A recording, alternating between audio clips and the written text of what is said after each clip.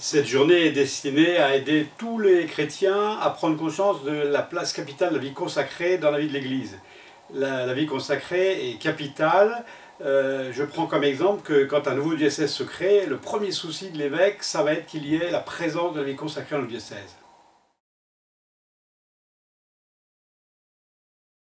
La présentation de Jésus au temple, c'est Marie et Joseph qui font cette démarche d'aller présenter Jésus, comme c'est la coutume selon la loi juive, le premier-né, le sexe masculin, est offert à Dieu.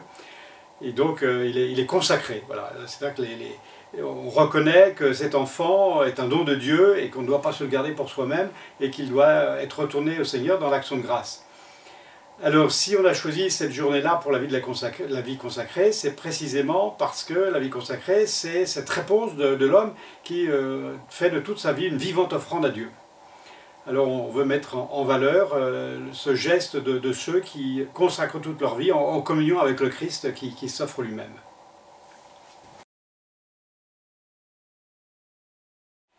Ils peuvent témoigner en vivant vraiment leur vie consacrée à fond. Il ne s'agit pas de faire de la publicité, vous voyez, on n'est pas dans le marketing, mais il s'agit que d'une part, les consacrés vivent à fond leur vie consacrée et que d'autre part, l'ensemble des chrétiens prennent conscience de cette nécessité de la vie consacrée, que ce n'est pas un petit superflu, ce n'est pas la cerise sur le gâteau, mais c'est vraiment quelque chose qui est fondamentalement essentiel pour la vie chrétienne.